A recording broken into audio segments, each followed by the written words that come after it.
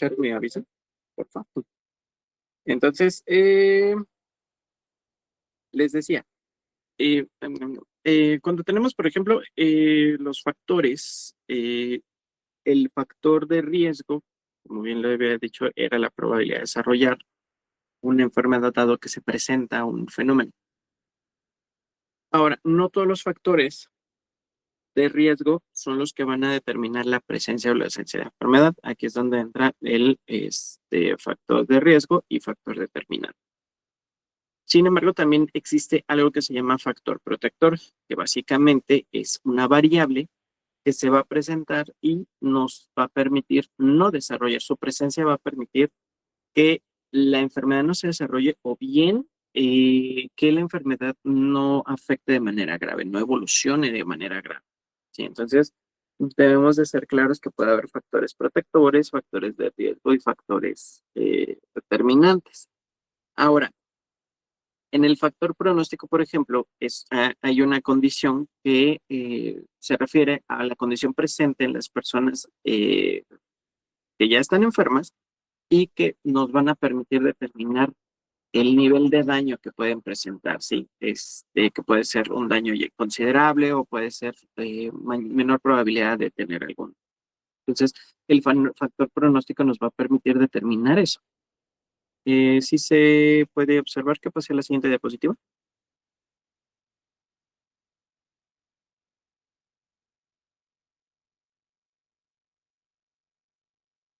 Que si ya se pasó, no. No está la de características de una exposición. Ah, sí. Ah, ya se pasó. Ya quedó. Ah, ok.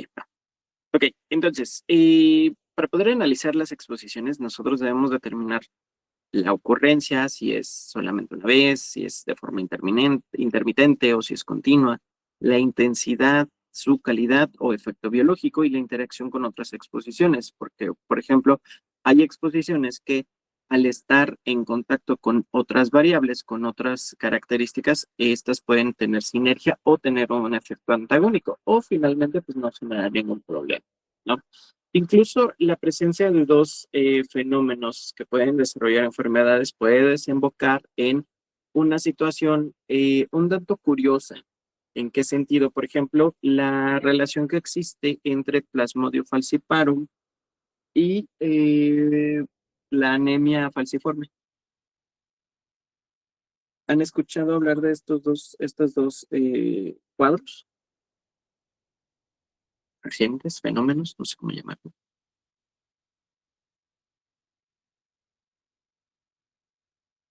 ¿Alguien, algo ha escuchado al respecto?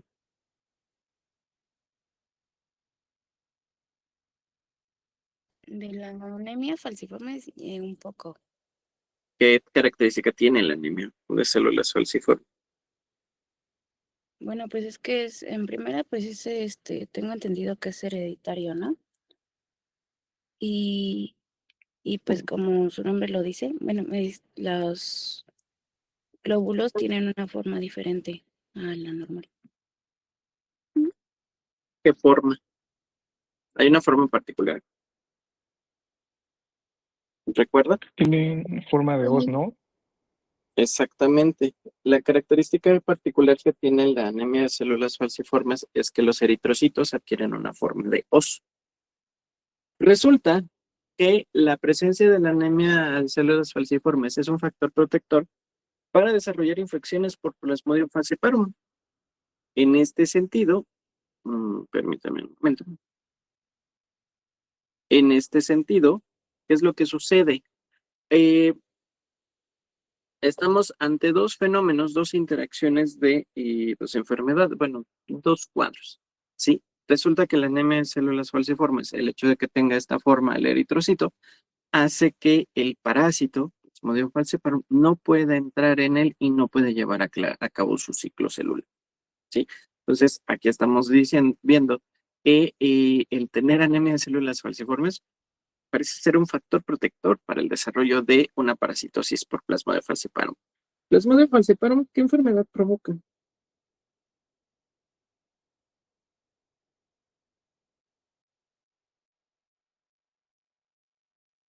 ¿Cómo? ¿Qué enfermedad provoca Plasmodium falciparum? El paludismo. Paludismo. Exactamente, ¿sí? Entonces, prácticamente podremos decir que como protección para el paludismo es, es el tener anemia de células falciformes. Ahora, bueno, esto ya lo vimos, que el análisis de riesgo finalmente lo vamos a definir como una técnica de análisis epidemiológico que nos va a permitir estudiar formas y causas de enfermedades y la forma de morir de algunos grupos, de los grupos humanos que presentan algunas patologías o enfermedades. Ahora, este análisis de riesgo nosotros nos enfocamos en las estimaciones para poder determinar la necesidad de atención. Finalmente, también el análisis de riesgo nosotros lo podemos utilizar como una guía para generar recursos, para asignar recursos y establecer una cobertura. Sí, finalmente nos permite también establecer las relaciones de causalidad, y al establecer las relaciones de causalidad vamos a establecer mecanismos de prevención, de diagnóstico y también elementos que nos van a permitir predecir la incidencia de algunos eventos. Además de que la planeación de respuesta por parte de los servicios de salud va a ser todavía mayor. Ahora, cuando nosotros relacionamos los criterios de Bradford Hill con el enfoque de riesgo, aquí, por ejemplo, desde la intensidad, la consistencia, especificidad, la secuencia temporal y sobre todo el gradiente biológico, además de la verosimilitud, coherencia, experimento y analogía, nos va a permitir establecer los mecanismos para establecer las mediciones estadísticas, es decir, establecer una asociación estadística que nos va a permitir generar una respuesta al respecto, ¿sí? Ahora, el problema aquí es que cuando estamos frente a enfermedades multicausales, establecer solamente un factor va a ser muy complejo y además de también un abordaje. Aquí tendremos que establecer muy bien cuál es la enfermedad, cuáles son los factores asociados y cómo podríamos abordarlos todos de manera integral o a partir de la toma de decisiones, cuáles son los que más se pueden abordar. ¿Sí? Entonces, aquí es desde el análisis de los factores que pueden generar muchos daños, cuál es el periodo de latencia que puede haber entre desde el momento en el que se presenta el proceso infeccioso y las primeras manifestaciones de la enfermedad, si son enfermedades poco frecuentes o muy frecuentes, o si son muy estudiadas o no. Por ejemplo, en México, algo que no sucede mucho es el estudio de la parasitosis. Aunque son enfermedades que son muy comunes en población mexicana, sobre todo, el problema de las parasitosis es que no son muy estudiadas, ¿sí? Solamente sabemos como los elementos básicos. No tenemos datos que nos permitan generar abordajes más puntuales. Sí, además de que también se ha relacionado que los factores de exposición han sido los mismos. Sin embargo, habría que hacer un análisis para poder determinar qué tanto han cambiado los factores de exposición a este tipo de enfermedades. También si hay una asociación estadística fuerte o baja o débil para poder hacer las determinaciones y la toma de decisiones acordes. Y qué tan incidente es la enfermedad. Entonces, todos estos elementos nos van a permitir analizar y también desarrollar el mejor abordaje. Aunque llegan a ser muy complejos o complicados en ocasiones, aquí la intención es que si establecemos todos estos elementos, pues va a ser más sencillo el análisis. Ahora, hay factores de causalidad que les denominamos predisponentes, facilitadores, desencadenantes y potenciadores. Los predisponentes, pues un nombre nos lo dice, ¿no? Por la probabilidad de desarrollar la enfermedad, la característica de predisposición, que ya hay una, biológicamente ya todo está preparado para que en cuanto se presente el patógeno, se desarrolla la enfermedad. Los facilitadores, por su parte, van a favorecer el desarrollo de la enfermedad, pero también pueden facilitar la recuperación o el mantenimiento de la salud, ¿sí? Entonces, no nada más está enfocado en el desarrollo de la enfermedad.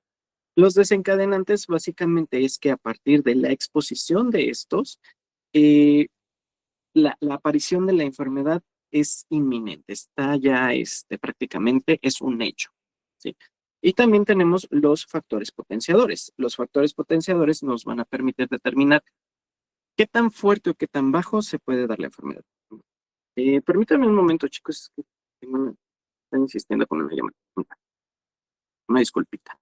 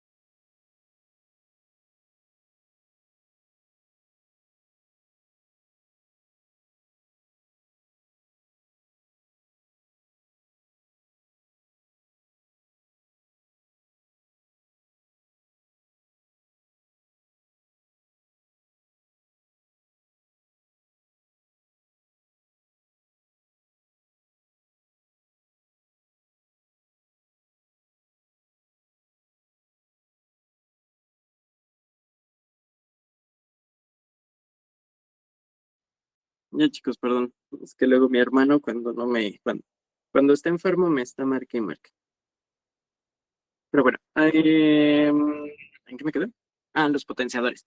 Sí, los potenciadores en este caso pueden ser los elementos que básicamente nos van a permitir agravar sobre todo el estado de enfermedad. ¿Cuáles son los elementos que están involucrados que generan las situaciones graves de la enfermedad, ¿no? Por ejemplo, cuando fue lo de COVID, que muchos decían, es que si es más de 60 años, pues la enfermedad es más grave. Si tiene comorbilidades, es más grave. Si tiene esto, es más grave, ¿no? Entonces, eso básicamente son los efectos potenciadores. Ahora, cuando analicemos los factores de causalidad, por ejemplo, en este sentido, tomando lo anterior, vemos bajo peso al nacer. ¿Cuáles son los factores que están asociados a bajo peso al nacer? Unos de ellos está la pobreza, el analfabetismo de la madre, la desnutrición o una nutrición deficiente y las enfermedades recurrentes. Sin embargo, también con otras enfermedades pueden estar desarrolladas estas, pueden estar involucradas estas. Por ejemplo, el síndrome diarreico también puede estar relacionado, síndrome diarreico infantil, puede estar relacionado con la pobreza, el analfabetismo, un destete prematuro, consumo de agua contaminada y bajo peso al nacer. O si hablamos de muerte infantil o muerte neonatal, pues vamos a ver que desde la pobreza que está presente en los anteriores, el analfabetismo de la madre también puede estar presente, en este caso destete prematuro, en el caso del síndrome diarreico están comunes el consumo de agua contaminada, el bajo peso al nacer y el síndrome diarreico también puede estar relacionado. Entonces aquí, si se dan cuenta, va a depender de qué es lo que quiero analizar y desde qué enfoque lo quiero abordar. Sí, porque puede tener muchísimas correlaciones o muchísimas implicaciones. Ahora, eh, ¿cómo sabemos si estos elementos tienen una asociación válida o no? Bueno, la asociación finalmente puede ser real o verdadera y que lleva al efecto mínimo del azar. Es decir, lo que se presenta no se debe al azar, sino que se debe prácticamente por la presencia de estas variables que nosotros estemos analizando o nosotros estemos determinando. En ese sentido, es importante determinar cuál va a ser la diferencia entre sesgo y causalidad, cómo va a afectar el sesgo a la causalidad. Sí, porque finalmente la presencia de sesgos para poder determinar las asociaciones, vamos a ver que puede distorsionar la información, eh, puede darnos la relación de asociaciones existentes dado que no están ahí. Sí, entonces esto también es importante. Por ejemplo, de lo que les conté del VIH, les mencioné la historia que me contaba mi maestro de epidemiología sobre los popper y el VIH.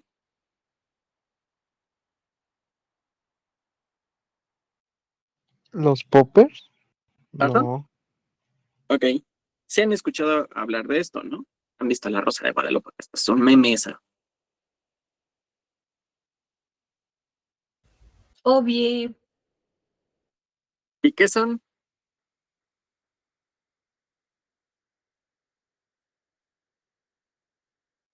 Ay, no sé, Doc. O sea, yo nomás vi un capítulo en donde una morrita decía de que, ay, me dieron no sé qué cosa y que eran un popper. Pero no eran pastillas. O sea, No, es un, es un gasecito. Es una droga sepa, o sea, es no sé, como Doc. un tubito que justamente se llama popper porque hace cuando lo abres, pero justamente lo que hace es un gas que ayuda a la dilatación. Ok. Los popper son compuestos nitrogenados que, como dijo su compañero Cristian, promueven la dilatación. Entonces, mi maestro de epidemiología decía que contaba que cuando comenzó toda esta situación del VIH, los primeros datos, los primeros análisis que hicieron para poder determinar causalidad, arrojaron que los enfermos, o casi todos los enfermos, pues reportaban haber consumido este producto. Es como no es una droga, los poppers no están clasificados como droga propiamente, tampoco como fármacos, sino como estimulantes. Entonces, en este sentido, ellos reportaban el uso de estos popper, estos vasodilatadores. Entonces, de acuerdo a los datos, de acuerdo a la información, pues se había establecido que la relación causal del VIH era el consumo de estos poppers. Consecuencia, cuando dieron a conocer estos datos, pues la población que probablemente pudiera haber sido infectada o la población expuesta o que pudiera haber sido expuesta al virus, los dejó de consumir, ¿sí? Entonces, pero se dieron cuenta que a pesar de que no había consumo de estas cosas, las infecciones de VIH seguían en aumento. Entonces, ahí tenemos un sesgo de cómo una variable que realmente no tiene nada que ver con la enfermedad se ha relacionado con la enfermedad, ¿sí? ¿Recuerdan el ejemplo que teníamos de una imagen de era el helado, el consumo de helado y el aumento de temperatura, ¿no? Entonces, aquí estamos hablando de asociaciones espurias, ¿sí? Que básicamente aquí se llegó a correlacionar el consumo de estas cosas con el desarrollo de VIH. ¿Sí? Entonces, finalmente aquí también nosotros debemos de ser capaces de determinar cuáles son las asociaciones que sí son, los elementos que van a tener mayor asociación y los elementos que sí son relaciones, tienen la relación de causalidad, ¿sí? Ahora, en este sentido, por ejemplo, los sesgos juegan un papel importante, por eso es necesario conocer cuáles son los sesgos a los cuales nos podemos enfrentar. Dentro de ellos, pues está desde el sesgo de selección, el de medición y el de confusión. Dentro del sesgo de selección, aquí es importante que ustedes establezcan la parte de los rasgos o las características que necesitan de su población para ser seleccionada en su estudio. Sí, básicamente son las características que nos van a permitir determinar qué rasgos debe de tener la población o tiene la población que yo voy a estudiar. Sí, de que pueden ser hombres, sexo biológico masculino, sexo biológico femenino, un intervalo de edad, que pertenezcan a, que tengan esto, que tengan aquello, que midan aquí, que midan acá, etcétera, etcétera. ¿Sí? Ahora también la parte de selección está relacionada con otros fenómenos. Por ejemplo, si nosotros controlamos el sesgo de selección a través de los criterios de selección, vamos a evitar tener una población muy escogida. Por ejemplo, yo quiero estudiar, el ejemplo clásico que les he dicho, ¿no? Yo quiero estudiar cáncer y me voy al Instituto de Cancerología. Yo quiero estudiar enfermedades o síndromes o trastornos de la salud mental y me voy a refundir al de psiquiatría, no como paciente, ¿verdad? Entonces, así de, ok, ¿quieres estudiar qué aspecto de las enfermedades de salud mental? ¿Cómo se presentan en la población o qué características tienen? ¿Sí? Entonces, a menos de que, ok, quiero estudiar un síndrome, una característica, un rasgo, algo en particular, entonces ese grupo poblacional solamente lo voy a encontrar en el instituto, en el centro o en lo que sea, ¿no? ¿Por qué? Porque encontrarlo en la población pues va a ser muy complejo. El sesgo de mediciones también desde la manera en cómo obtenemos la información, desde la forma en cómo vamos a medir la información, qué criterios vamos a utilizar y sobre todo los procesos de interpretación. Por eso, no sé si han visto que muchas veces en las campañas, sobre todo, bueno, pues es más en las políticas, ¿no? Cuando dicen, se van a capacitar a los observadores y a los escrutadores de las cosas estas de cuestiones políticas. Entonces, ¿por qué? Porque todos deben de ser, deben de estar homogéneos, todos deben de aplicar los mismos criterios. De lo contrario, pues iba a ser muy difícil, ¿no? Cada quien iba a aplicar o establecer sus criterios muy personales o incluso iban a sesgar las observaciones, ¿sí? Dando preferencia a unos por sobre otros.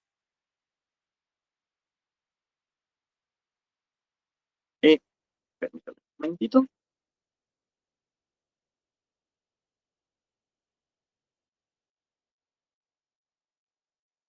En los sesgos de confusión, por otro lado, los sesgos de confusión son los que más debemos evitar. ¿Por qué? Porque estos llegan a...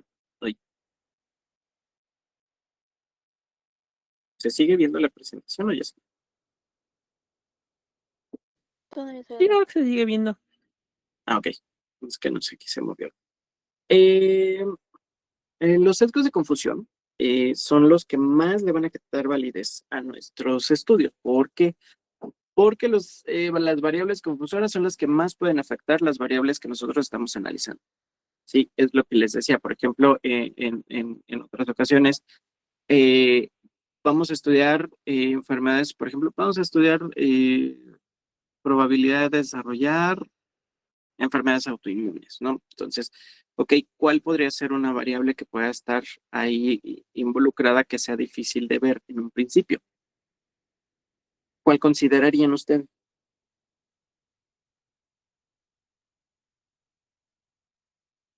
¿Cómo es que surgen las enfermedades autoinmunes?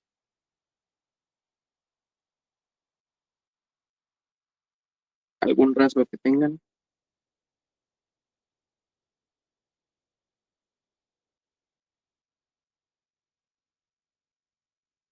¿Nadie? ¿No?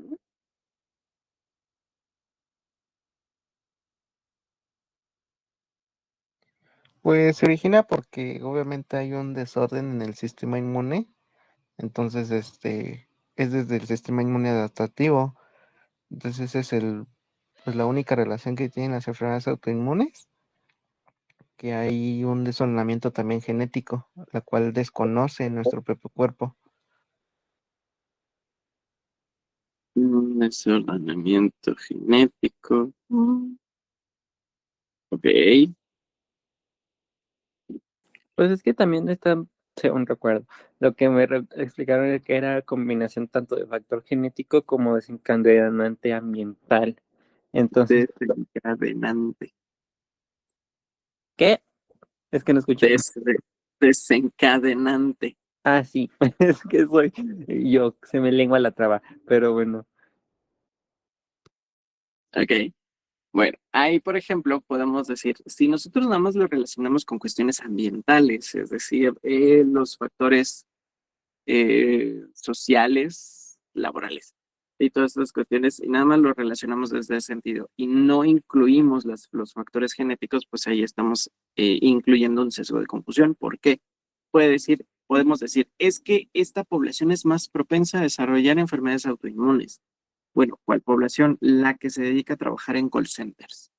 Sí, ¿por qué? Porque resulta que analicé 3 grupos, los de una población de call center, una población que trabaja en otros 2 lados, y resulta que los de call center son más propensos. Sí, y podemos decir, es que las personas del área médica no son tan propensos a desarrollar enfermedades porque autoinmunes porque no están,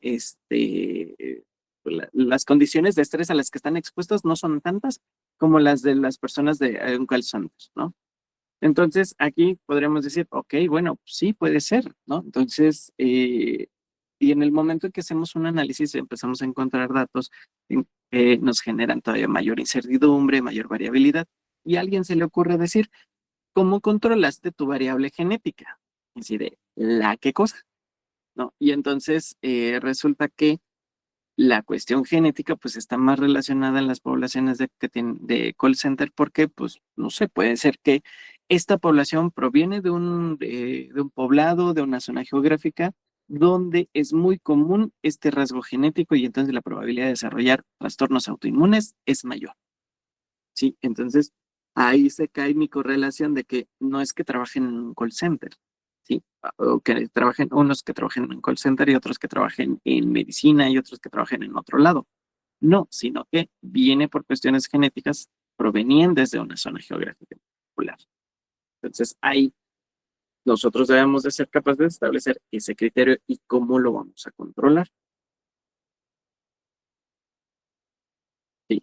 Entonces, finalmente, el efecto del azar junto con la parte de sesgo, cuando nosotros queremos establecer esta parte de asociación, si no lo controlamos, lo que van a provocar es que pues nos van a generar mayor incertidumbre y van a propiciar que nosotros perdamos validez en nuestros estudios.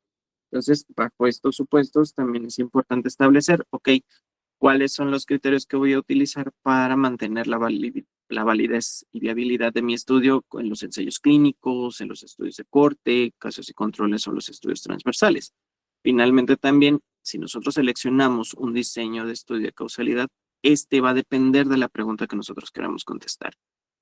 Agregamos la parte ética, si es posible contestarla a partir de las cuestiones éticas y los recursos que nosotros disponemos. esta parte de medidas de asociación de efectos son elementos que ustedes ya han visto anteriormente. Sí, nada más son cuestiones como de recordatorio, ¿no?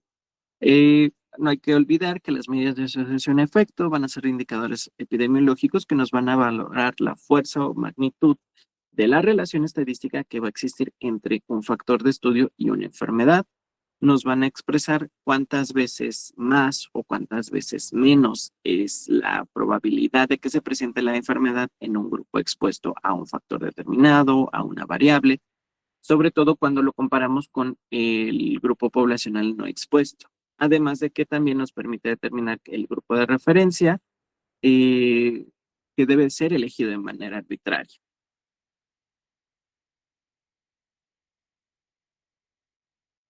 De esto yo espero que se acuerden y si no, tienen que checar sus notas. ¿Cuáles son las medidas de asociación o cuáles son las medidas que nos van a expresar la fuerza de asociación?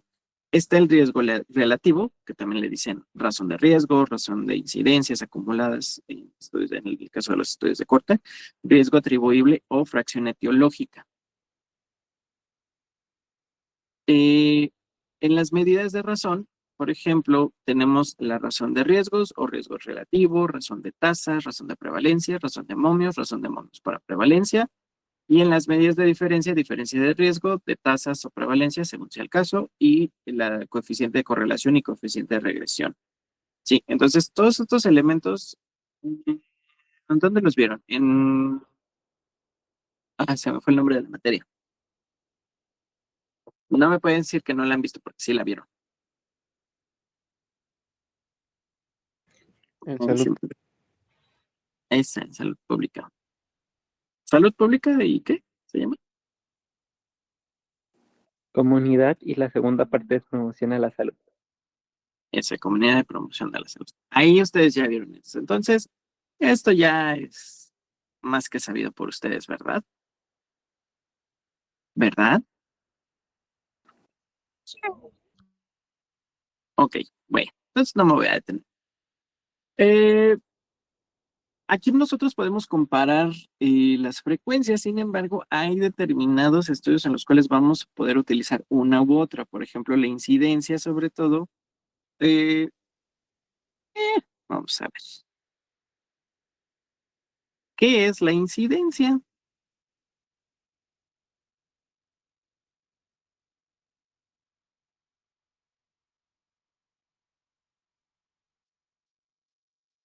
Isabel Guadalupe, ¿qué es la incidencia?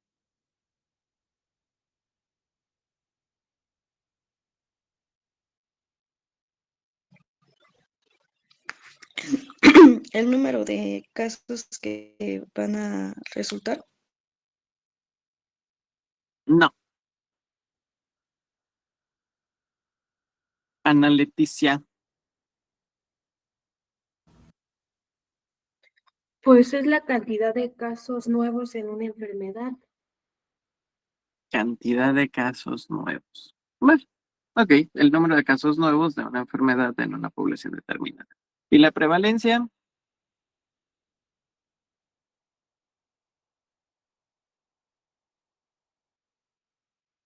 Mm, mm.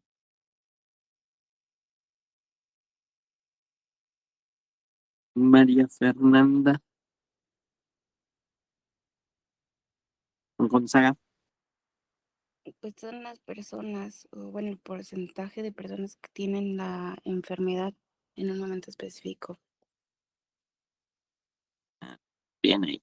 Ok, entonces, si se dan cuenta, estas medidas de asociación o efecto no las podemos medir siempre, deben de cumplirse ciertos criterios. Sí, en el caso de mortalidad, pues son las personas fallecidas a causa de la enfermedad. Sí, entonces, básicamente aquí todas estas medidas, nosotros podemos hacer su estimación y debemos de hacer su interpretación. Ahora, esta interpretación también va a depender del diseño del estudio. Hay dos medidas de asociación que nosotros podemos, que muchas veces utilizamos, la de diferencia o efectos absolutos y la de razón o efectos relativos. Sin embargo, todas se analizan y bueno, la forma más fácil de analizarlas es en una tabla de 2x2. En este caso de la interpretación, sobre todo en las medidas de fuerza de asociación, debemos de considerar desde el tipo de estudio, su validez, el intervalo de confianza y la prueba de significancia estadística, ¿sí? Lo que les decía la vez pasada, ¿no? Cuando tenemos, sobre todo en metaanálisis, el intervalo de confianza y también el valor de P. Nosotros desarrollamos usualmente para hacer los análisis más sencillos una tabla de contingencia. Tomamos la exposición y el efecto. Si la exposición es presente o ausente, los casos serían los enfermos y los no casos serían los no enfermos. ¿Sí? Entonces, a partir de ahí nosotros establecemos estas tablas. Ojo, hay bibliografías donde estas tablas vienen al revés. ¿En qué sentido? La exposición está en el lugar del efecto, aquí, y no sé si se llega a ver el cursor, que lo estoy moviendo. No, Doc. No, Ok, entonces vamos a ver qué se puede. Oh, creo que sí puedo rayar. ¿Se nota? Sí se nota lo que rayé. Sí, doctor. Ok, entonces les decía, en este sentido, resulta que hay bibliografía donde la exposición está presente aquí y el efecto está en otro lugar, en este otro.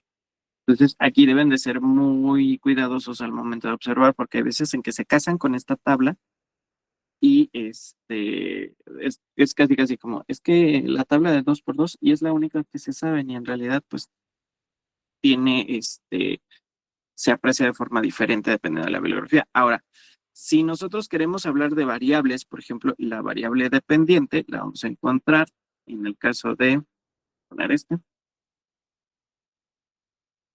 Bien.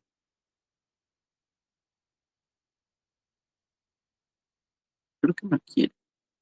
Ya quiso. Ok, la variable dependiente la vamos a tener como efecto y la variable independiente la vamos a tener como exposición o causa, ¿sí?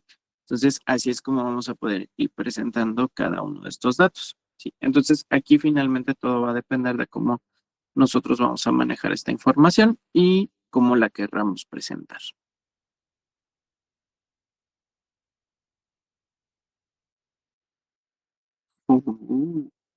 La primera es que ocupo la tablet para dar clase.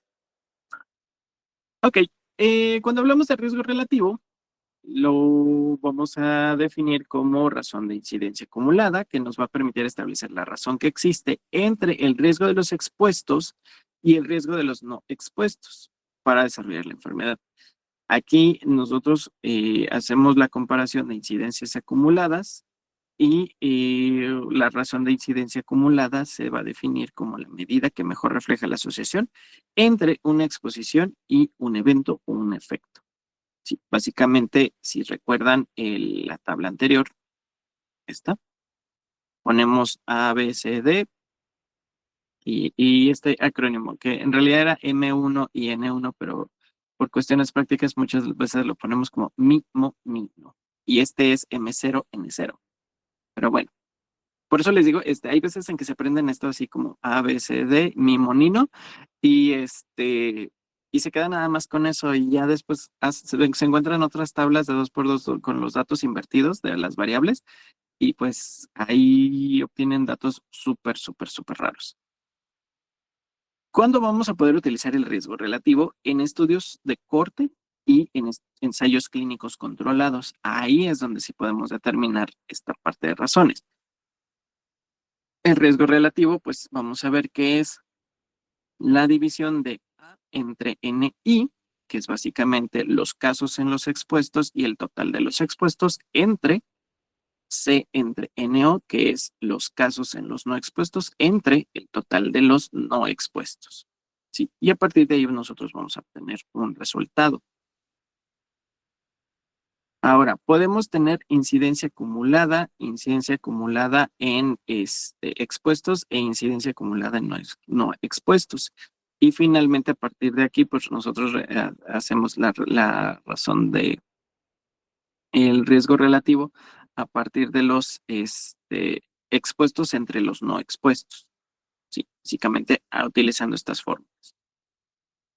Pero ¿cómo lo vamos a interpretar? Dependiendo del dato, resultado que nosotros obtengamos, si tenemos valores menores de 1, estamos obteniendo valores para un factor protector. Si los datos nos dan igual a 1, quiere decir que no hay correlación alguna.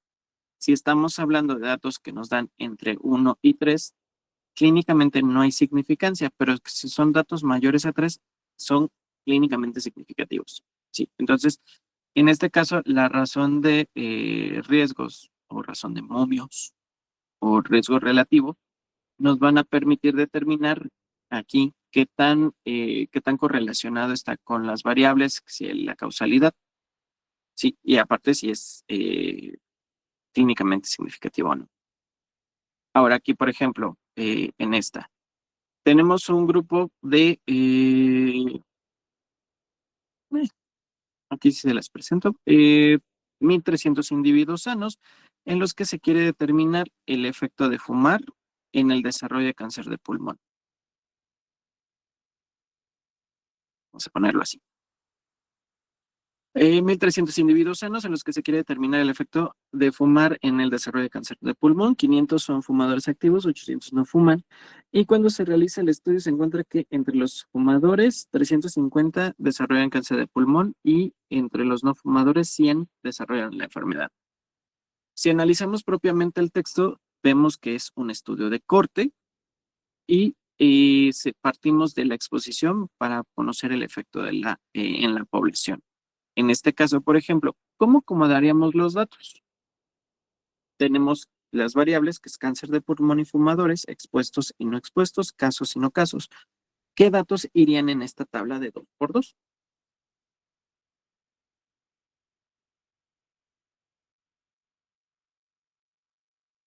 Bueno, apresúrense para que con este cerremos o se las dejo de tarea.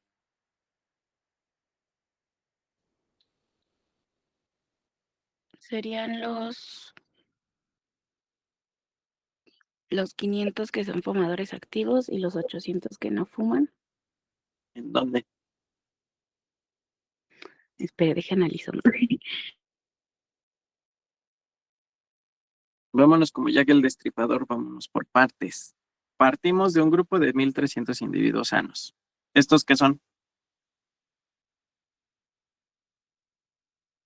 El total.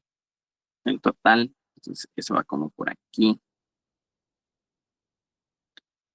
Luego, 500 de ellos, fumadores activos, 800 no fuman. ¿Dónde van?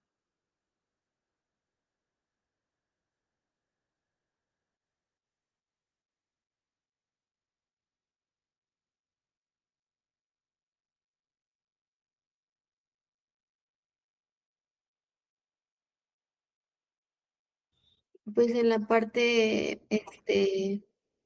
ay, se me fue.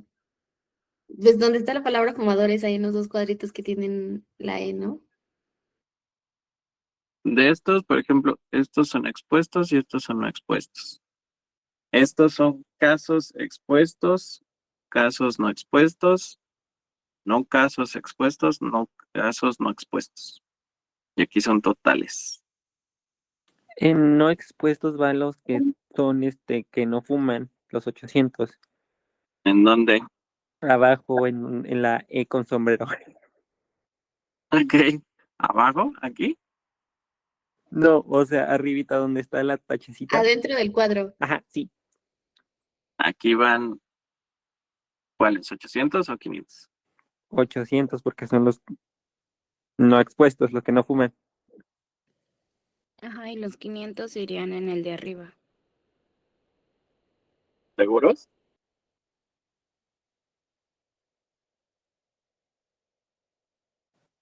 Sí, ¿no? ¿Qué les dije? Aquí son casos expuestos, casos no expuestos. Más bien sería ahí en donde fueron los 500, los 355, ¿no? Ya que No ellos sé, yo me sí, estoy yendo porque por partes. Primero estoy preguntando, 500 son fumadores activos y 800 no fuman. Primero acomódenme esos datos.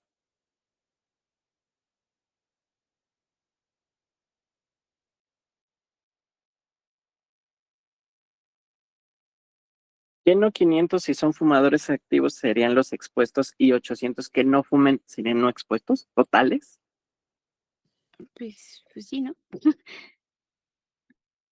A ver, si yo Entonces sumo serían aquí, afuera, ¿no? si yo sumo aquí 500 y 800, ¿qué resultado me da? Y 300. Ok. Entonces tengo 1300 casos en total. Sí. ¿Sí? Sí. Ok. Entonces tengo una población total de 1300 casos más una X de no casos. Y en total, ¿cuánto tengo entonces?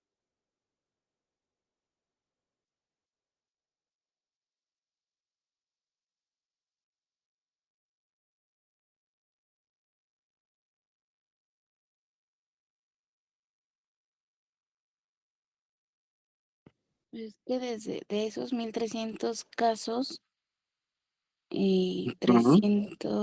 450 son los que desarrollaron cáncer de pulmón. ¿Cómo si me está diciendo, a ver, me están diciendo, tengo 1300 casos y de estos 350 son casos? No, de 1300 casos, bueno, más bien de 1300 individuos sanos, Ah, hay 450, o sea, sin dividir los que tienen, los que son fumadores y los que no son fumadores, hay 450 casos de cáncer de pulmón. ok. Ya entendí. Ah, mi cerebro acaba de cerebrar. Según yo, la parte de 500 y 800 van afuera, o sea, están en expuestos, pero afuera, o sea, del Bueno, lado derecho, al lado de los totales. afuera, ahí Ah, están afuera. sí, pero del lado o sea, de los cuadritos. Bueno, y abajo pues van los 1300 que son el total. Se los voy a poner con otro color porque ya vi que nada más, ¿no? Y la ardilla no gira suficiente. 1300 es mi población total, ¿no? Es mi N. Ajá. Y arriba de ellos van el 500 en la parte de los expuestos.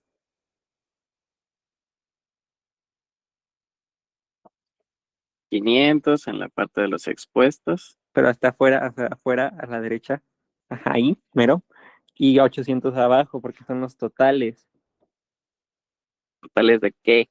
de la población a medir, tanto de los expuestos como de los no expuestos.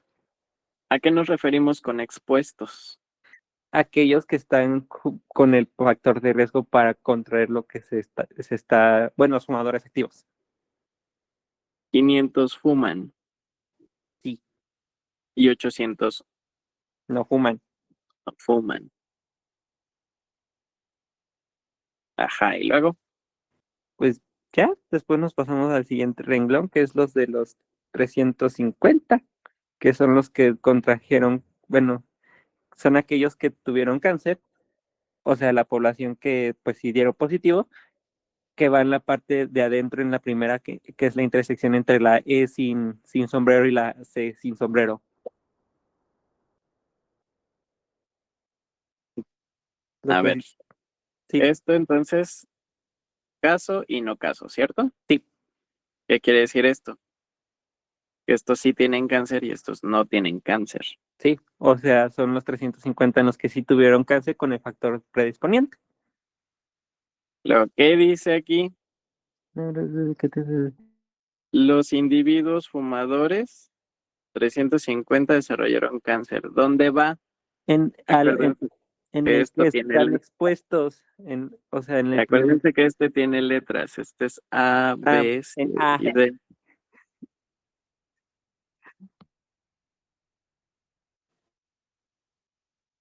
Después el de 100, que es los no fumadores que desarrollaron cáncer, va en la C.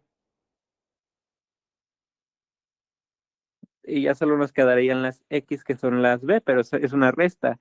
Entonces son 500 menos 350. 150. 150 en la B. Y en la D van 700. 300. Si sumamos 150 y 700, ¿cuánto nos da?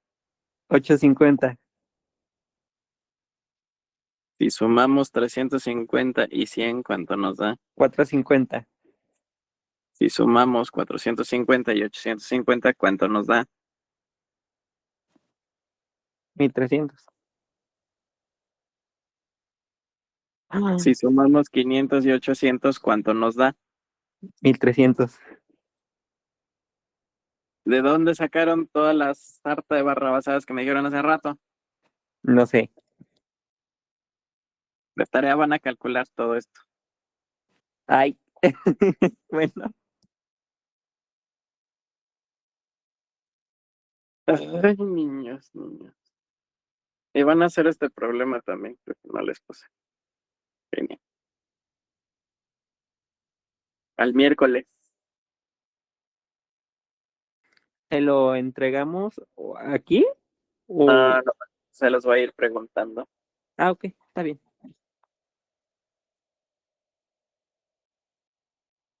Déjenme ver si vienen más problemas. Uy, sí. Ya sé mejor si de entrega. Ok, tenemos hasta el miércoles, ¿verdad? Sí, me van a entregar los cálculos de esto, los cálculos de esto, de este y los datos de estos. Ok, Ya. perfecto.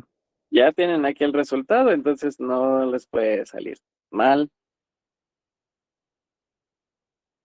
Ya Ay, no, tienen los vamos a resultados sorprender. prácticamente. No, en realidad no espero nada, entonces. Puro de Espérese espanto lo ya. peor. Puro de espanto ya estoy.